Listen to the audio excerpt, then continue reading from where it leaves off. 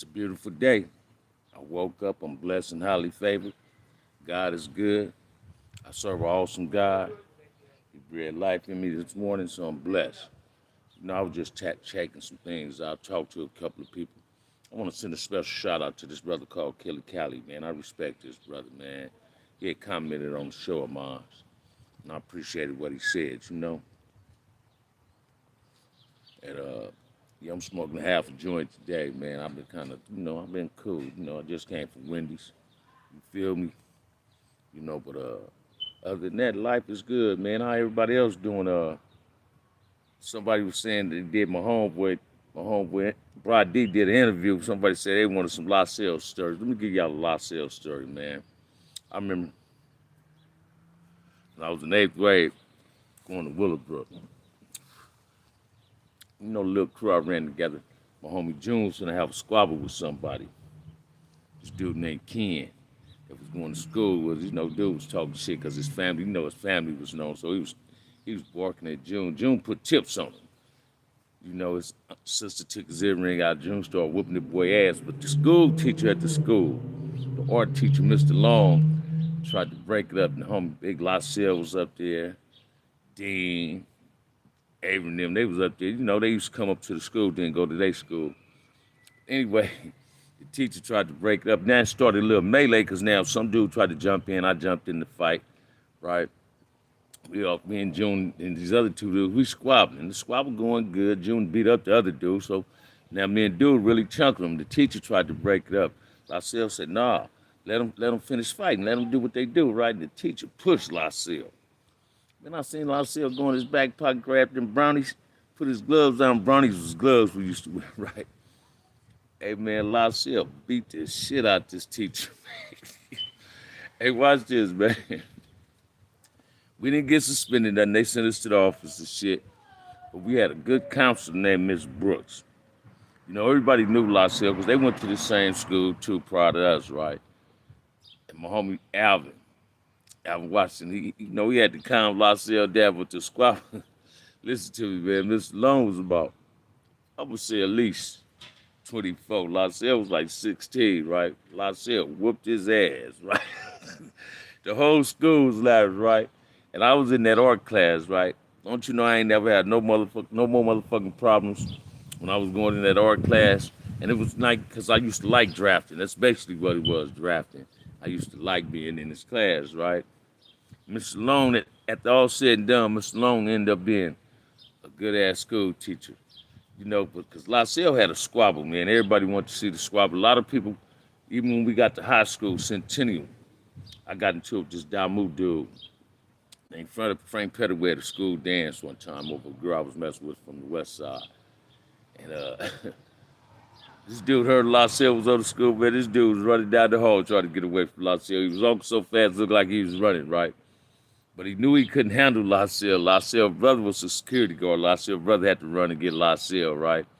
But Lacelle, a lot of people were scared of Lacelle squabble. Lacelle had to squabble like a professional fighter, and he was trained. Him and David Lee Scott from the Pocket was trained by a professional boxer to talk to him how to fight. I used to go in the same man's gym, right, on Lucene and Corner Pocket down the street from my homie June house. But like Larry James, what we call a bully, Lil Lacelle, them dudes had squabbles. David Lee Scott, Mac Wash, you feel me? Tony, my homie Tony Hodge had a cool one. Frank Van from the Pocket had a cool one. But these dudes, a lot of people be assuming because these dudes had a squabbles that they was bullies. These brothers wasn't bullies, man. They bullied the bullies, right? And when they came around, the dudes, like when I was a kid, when I was a young dude, the older homies try to press a line and they really wasn't on their level. If they pull up, they trying to press a line on my generation, which was the baby crib generation, they had to stop. They'd pump their brakes, right? Because I was a baby crib that always hung around all of my older homies, right? Frank Van, Pet Bull, Greg Cross, especially Greg Cross. That's somebody I got a lot of game from. What's up, man? I got a lot of game from my big homie Greg Cross. These is founders of my neighborhood, right? Because I'm in the first generation, but I'm that baby crib generation, right? And my big homie, he taught a motherfucker how to get a lot of money, man, out here and how to play that shit. You feel me? Uh, like he said on one of his interviews with Melly Mill how they used me and Baby used to go chill tapping when we was little. You feel what I'm saying? I tried my hand at pickpocketing when I was a kid. That shit, it was good, but it wasn't good. I got caught a few times, right? So I ain't too much like that. But as a kid, man, especially when you come off the porch. And this the cold part of what I'm saying. You come off the porch. You don't never know when you coming off the porch. So I don't know where that came from, right? I believe I came off the porch as soon as I walked the first day I went to school, right? Because I started, TV. What you see sometimes is what you emulate, right? I was always infatuated with gangsters. Al Capone, Lucky Luciano, because I used to love to watch the Untouchables when I was a kid, man. So I was infatuated with this gangster shit, right? Then it turned into something else. And what I'm saying is, even gangs in LA today, man, Crips and Bloods, right? It wasn't like it was when I first started gang banging in '71. I mean, when I started gang banging in '71, man, you used to go to a motherfucking house party. The party started at 8, and I mean, literally, you can leave this party at daybreak the next morning. And the only thing you had to worry about at this party is somebody stepping on somebody's biscuits with your shoes, like Stacey Adams, and a motherfucker start fighting. Or it might be a misunderstanding in the dice game, but that would not stop the party. Once the fight was over, motherfuckers kept partying. You feel me? Now it's dangerous. 'Cause, it's hard to have a house party in the city of Los Angeles because you don't know who might roll down the street and start shooting, right? I was just talking to one of my little Hoover partners last night, and he showed it to me on the news. One of his partners got gunned down at a gas station. This shit is it's ridiculous, man, and I can't relate to it. I don't even respect it, right? Because the cold part about it is this is why it happens. When we do these shows, you get people to come in on your show. They say, oh, yeah, this who shot whoop whoop, and they be lying. And the cold part about it is, I know they lying just as well as everybody else know they be lying. But some of us feed into it, like I feed into it, so I'm catching myself and not biting into all that type of negativity anymore, right? Because we got to try to keep it on the positive tip, man. Because we got to set an example for the kids. Kids is watching us, and you must practice what you preach. Uh, if I can just say one kid, man, my job is done, man. Cause I'm not on the gang shit like that no more. I respect the man from wherever he from. I'm a non-active gang member, although I am from front here, but I'm a non-active gang member. Got a lot of respect in my neighborhood. I'm a reputable dude. My crib record is immaculate. My prison record is immaculate. I never had problems that I couldn't solve. And a lot of problems I had in my life wasn't even my problems. I always come to try to be the Captain Saber motherfucking, and that ain't always cool either. So basically, we can't allow people to manipulate us and getting into problems that don't concern us, right? I try to avoid bullshit. What I'm learning now, what I have learned though is you can hurt a person by walking away from a person, right? They be more hurt because you walked away because they trying to create some drama, then you stand there perpetuating the drama. So we got to learn that it ain't always cool to fight amongst each other because what I'm noticing, man, people really like creating problems amongst us. When I say us, I'm talking about brothers. They love to play, manipulate something, say shit to get the next man riled up. Then brothers feed into that same type of shit too, and that ain't cool. So like I always say on my show, Malcolm X said best, what make you want to hate somebody that look like you? This is what we got to stop, man. We got to stop wanting to bicker at each other, wanting to create problems with each other, because it ain't cool. It gets worse, it don't get better. See, some people say change is good. All change ain't good. Some people change into a totally different person, and it's worse than what he was before. Change is supposed to be good, though. So, let's not create fake drama, man, or bullshit. How do we do it? Check this out, man. We do it like this. Uh, uh, well, dude, we got to learn how to support each other and respect each other and love each other. right? And neither one of them is hard to do. It's easy to do because love gravitates towards love. Love gravitates towards respect. We got to learn how to be cordial with each other. You see a brother, man, speak to your brother, man. Don't ask your brother where he from. Hey, how you doing, my brother? And I do that. I don't give a fuck where I'm at, man. What store I go in, what supermarket I'm in, what clothing store I'm in. Wherever I go, I'm always acknowledge, brother. Do I get offended when I speak to people and they don't speak back? It used to bother me. But now I'll be like, hey, today might not be a good day for them. And this is what we got to learn, man. Like the other day, I was talking to one of my play sisters, and she was telling me that the black colleges is not good. That can't nobody get nothing. I was telling her, hold them up, man. Who telling you this, right? And we was talking about reparation for slavery, and she was saying, don't nobody owe me nothing. I said, well, I can respect all that, but I was telling her was that our ancestors have made a whole lot of sacrifices for us, and that's what we getting a lot of that retribution behind the sacrifices they made. She said, like what? I say that we ain't got to be on the back of a bus, that we can drink out of any water fountain, that we can go eat in any restaurant. That's because our ancestors, the sacrifices they made and the trials and tribulations that they went through. You understand what I'm saying? This is what we got to start recognizing, right? In order to make ourselves better. So we get what's wrong. This just my opinion. What I believe is wrong with a lot of the black people, African Americans in the United States is we believe the myth of what everybody else got to say about us. So I'm gonna say, me and her was having the same type of topic of discussion. She was saying, man, the gang members start gang bang because they come from a broken home. I said, no, they didn't. She said, yes, they have. I said, so I asked her, I said, well, have you ever gang banged? She said, no. I said, well, I gang bang. I ain't come from no broken home. I said, that's a myth and what somebody said, and then we in turn start believing that myth.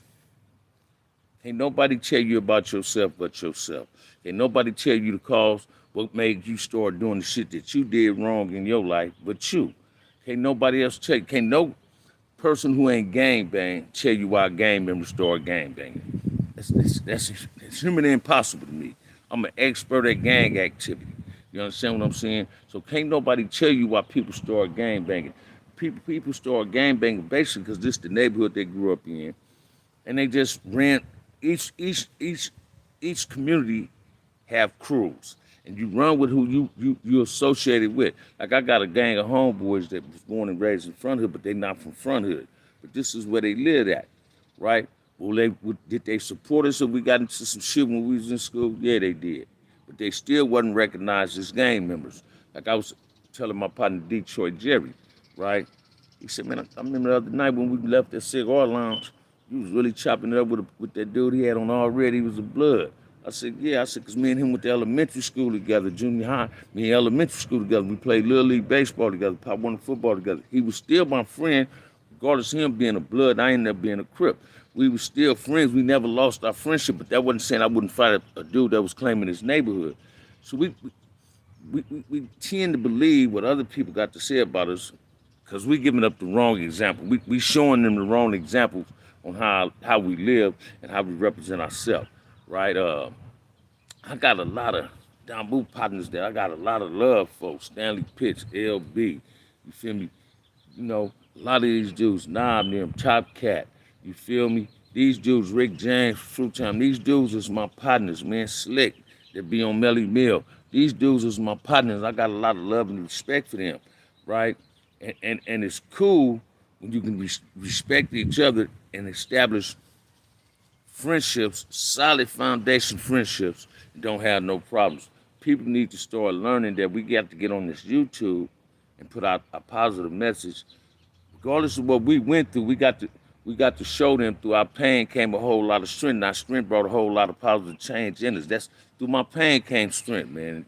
And my strength, I utilize it to become positive in my life. I don't like gang activity no more. Yet I know gangs is here to stay. They're here to stay. But I do believe that we can create some type of ceasefire to prevent a whole lot of gang violence in the ghetto, right? And most people don't see that, right? And what we got to learn how to do is come together, right? And have positive dialogue for things can get worked out. We just can't say one thing and think, well, we saying ain't nobody gonna have opinion on it. Because people, shout out to you too, MG. Uh, People gonna have an opinion on what they hear. It might not be the valid opinion, but they gonna have an opinion, and each opinions matter, right? This what people don't seem to get to, man. You can have a debate with somebody, and basically when you having this debate with each other, you basically saying the same thing, you just saying it a different way. So I'm a dude that speak the language of the village, right? I'm gonna go to somebody and I'm gonna speak to them the way I know they gonna grasp what I'm saying. You can't go to no geek with a swagger and think he gonna grasp what you saying. But if you go at him with some geek shit, he gonna grasp everything you saying, and eventually you can turn into what you wanted to turn in. We got to learn how to communicate, because communication is the key. Listen to what I'm saying. Communication is the key to reach in this gang invested ass communities to reach the solution of peace and ceasefire. It's communication, right? And this is what we got to all learn how to communicate with each other. Everybody's not a chief, but all of us gonna be Indians. You understand what I'm saying? And we must lead by example and follow the proper instruction and the protocol of whatever the fuck we trying to create in these communities. Don't nobody like their community being unfucked up. Like I've been throwing things out there. I say, hey, man, I'm a painter, right? So I said, if it take 2 or 3 rebels from each neighborhood, we all come together, had at a round table, have dialogue, that we can start cleaning up the graffiti in our neighborhood, fix broken gates. That some of our grandparents own these houses and they still own the houses because motherfuckers made their house a hangout. The yard is fucked up. Well, we can fix these gates. We can repaint some of the houses, some of the storefronts, take the graffiti off, right? But we can't do this unless people donate material or financially support us, right? And I'm saying this, and I'm gonna say it again. BAM Affordable Painting do not charge no more than $4,000 or $4,500 to paint a single-story house and no lower than $2,800, right? And I'm always work with the people in my community. And if you want people to come get the graffiti off your storefront, and we willing to do this free, I know for a fact, I tell you what, and this the fact. Anybody in South Central Los Angeles, Watts, Compton, Inglewood, or whatever, there's graffiti on it. You buy your paint and send me your email on this show. I'll get the paint off, the graffiti off your walls, free of charge. I'm giving it back to my community because I was a dude. When I was a kid, I spray painted on walls too. I wrote front hood a whole lot of places. I had a marker where I wrote front hood on a whole lot of bus seats. So I'm here to tell you that is what I'm willing to do. And this is what, if we got to make our communities look like they used to look. LA, Los Angeles, California was never an ugly ass city. Now certain parts of it look toe up. And it's because we tore it up. So I'm a dude that believes I'm not a product of my environment, that my environment is a product of me. I'm the one who destroyed my environment. My environment did not destroy me. I destroyed my environment. So there's no way for anybody to humanly believe that you're a product of your environment, right? Your environment is a product of you. You destroyed your community. You did this. Yeah, we had the thing called the crack epidemic and all that, right? Everybody getting mad now, say, oh man, but didn't nobody ever pull a gun in anybody's head and tell them to use drugs? And I know a whole lot of people that got off drugs and turned their life around. Because that's them asking for a power greater than themselves, looking for help. So sometimes when people get tired of doing what they're doing, they do, right? Because sometimes I get so frustrated, man, I go overboard with drinking because I'm angry at the world, right? Then I end up getting beside my motherfucking self. I haven't did it in a while, years, right? But that's what I used to do. Now I don't do it. Now I like sitting in the conference myself with me and my girl, sipping on my yak, or sipping on the beer when I'm doing my little show, and I'm doing me, right? And this is what we got to do. The other night I was at the cigar lounge, because Philly lost. I threw away a whole cigar that cost $45. My homeboy looked at me like I was crazy as a motherfucker, because I was upset that Philly was losing and lost the game, right? So, how to really communicate with each other and stop with the bickering at each other, man. YouTube is not for that, man. YouTube supposed to be for enlightenment. Enlighten people on what they don't know and what they need to know. There's a whole lot of teachers on here. You don't have to have a degree to be a teacher. It's a whole lot of real teachers on there that can give you game on everything that you need. And we must grasp it, right? See, some people get on here and think people that the game members that we glorify Crip, or we glorify Bloods, or we glorify going to prison. No, man, we just telling you our testimony. We giving you a testimony in our life. We just sharing our life experience with you that we don't want to see kids go through. I never want to see a child go through the shit that I went through. Thank you, Blade. I never want to see a child go through the shit I went through, man. Because what people don't understand, prison breed beasts. And the beasts they breeding start hating the people in their own fucking family, right? Not that their family turned on them. It's that, and I learned this from my little sister, resting in peace. We go to prison, man, we feel everybody else's life stop. And we the only life that matters when we in prison. We want to go to the story, motherfucking money. We want this many CDs. We want every motherfucking thing we see they sell in prison in the catalogs. Never once did we put money to the side to get this shit. We expect our woman to stay down. She cut a corner. And my sister taught me this. I was waiting on my girl to come on a visit one time, and she wasn't coming. My sister said, man, this girl come to Folsom damn near every other weekend, all the way from Los Angeles, California, catch the plane every weekend to come see me. My little sister did this. She said, man, her life didn't stop because I went to prison. And once I grasped that and really understood what my little sister was telling me, I understood life better. Because I got some cousins that never wrote me, man. As soon as I got their address, watch this. They still didn't write me, but when I asked for something, they sent it. Wouldn't take no money, wouldn't take a week. I'm talking about, if I sent a package slip to one of my cousins today, I had that package by Wednesday. Guaranteed there wouldn't be no other problem with it. So this is what we got to learn, man. When brothers is in jail or sisters in jail, our families on the streets, life don't stop because we behind them bars, right? So utilize your time. Do I think prison politics had a major role in street issues? Hell, hey, watch this, Blake. Hell yeah, they do. And want me to tell you why? And a lot of people don't want to believe this. Because a lot of dudes that's coming out here with the prison talk, the politics from prison, is the ones that was afraid of them in prison. So they come out here trying to press some line that was pressed on them, that they was low-key of being a victim on. So they come back out here and they become a bully with the politics and say, oh, whoop, whoop this and whoop, whoop that, right? Which they shouldn't do. I learned, watch this, man. This is why I love my little homies. Dudes come home and the motherfucker say, yeah, that's true though, Blade. My homie say, hey, Bam, you know, whoop, whoop, whoop. Yeah, well, the homie said this about him. Like, hey, homie, the homie lying.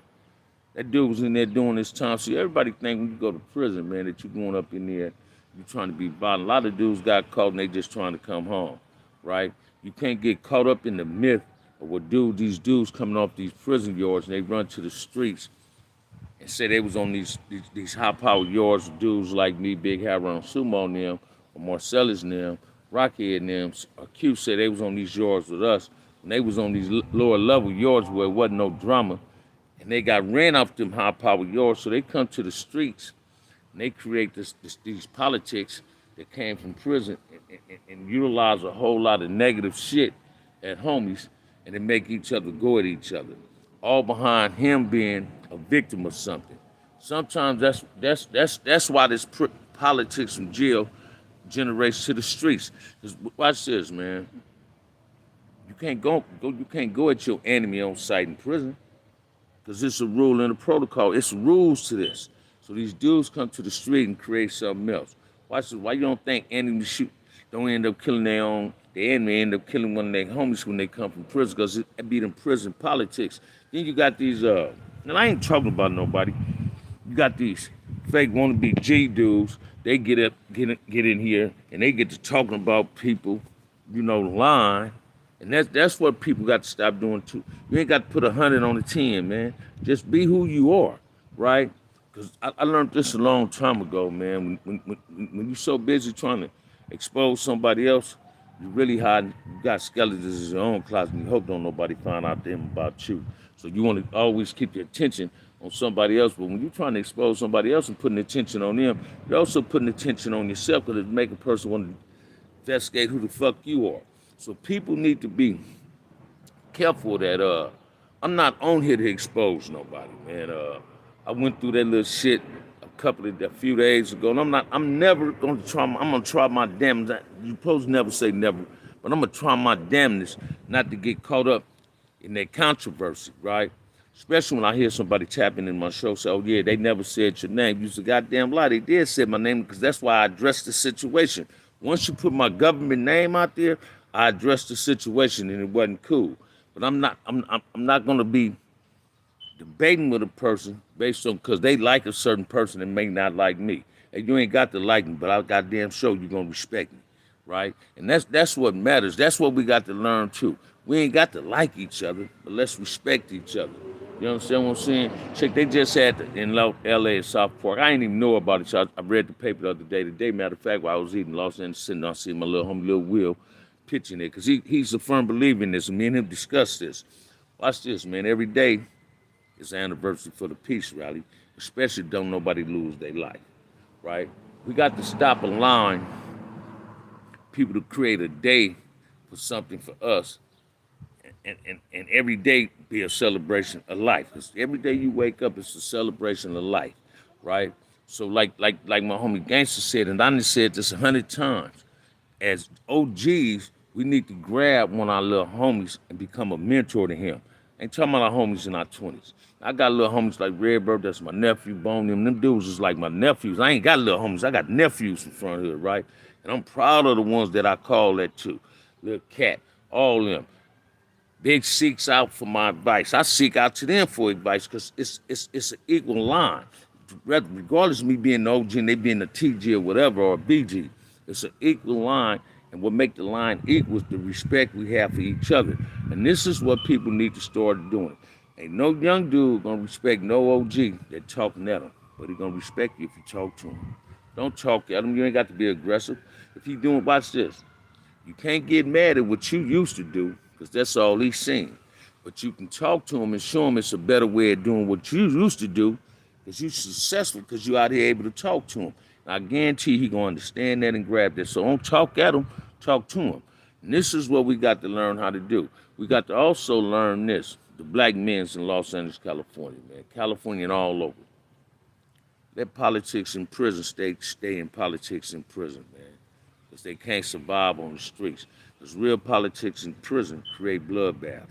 A lot of them fake-ass politics going on in prison now, they ain't creating the drama. Like when I first went to prison, politics, man, you be fucking sealed 13 motherfucking months out at a time. And when the doors come open, the politics ain't died. It's still going on. So this is what you got to grab, man. You got to stop allowing yourself to get caught up in the manipulation of somebody else's hatred towards something else, and it's not your hatred.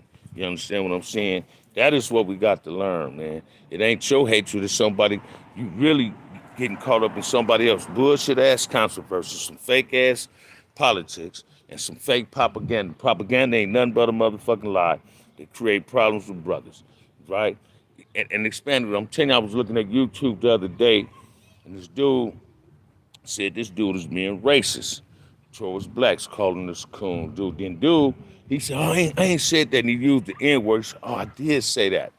And he turned right back around and said, so now watch this, man. Why would this dude expose this dude for saying this? It got to be a reason. In some type of way, they had to fall out because it's not your responsibility to expose him. He's going to expose himself because eventually somebody going to see it. But some type of way, they probably fell out with each other. And suddenly say, man, I need the black people too. Let me clout trade and get some of these black viewers. No, man. That's what I love most about Boxing Sandman's show. They ain't going to have no person on there disrespecting no other race, right? You get these dudes on here that don't even know people, and they take behind themselves. Exactly, Blade. Propaganda that destroyed the whole motherfucking nation. Yeah, I'm going to be a lame Shabazz. I'll be all that, right? Thank you. Subscribe to my show while you're saying that. But we got to learn that people say things on YouTube because they clout chasing. If you don't know a person, it's not your job to expose that person. You ain't exposing nobody but yourself. You're exposing something that you really hating on that person about. So that's what we got to learn, man. Let's stop being instigators and agitators and be some activists for peaceful shit, positive shit. Let's stop with the negative shit and create some positive shit. That's all. That's what YouTube supposed to be, man. It don't supposed to be nothing more, nothing less. All right, brother Crenshaw Mafia on yours. I know a whole lot of them too, right? Thank you. I like that. I like that. Oh, watch this. Today trolls did not get to me, man. I find trolls to be entertaining. To be honest with you, I find them to be very entertaining. You understand what I'm saying? Very entertaining. You know? Yeah, but that's what people got to learn. You got to start really paying attention to the narratives of the shows on YouTube. Cause I'm on here, man, for peace. I get on here to advocate peace. Y'all done went big because I felt disrespected because motherfuckers are saying things they shouldn't be saying. Well, hey, I got to learn how to lead by example. I got to stop biting into that shit, man. I'm here to try to save the youth and create something better for the youth that was better for me. And when I was coming up, there was a whole lot of things for the youth to do, right? And the community, your community is built on families. And this is what we got to learn. So let's start respecting each other and not disrespect each other. Let's learn how to love and not hate. There's a whole lot of that wasted energy. That's too much energy to hate somebody. But it don't take a whole lot of energy to love somebody, respect somebody. And this is what we got to learn. That was the nice 31 minutes, man. I'm going to go back live later on. Right, today is a good Friday so far. You understand what I'm saying? And with that said, hit that like and subscribe button. Support the channel, OG Compton, OG Bam Compton Front Hood. Hit the channel. With that said, love, peace, and happiness, y'all.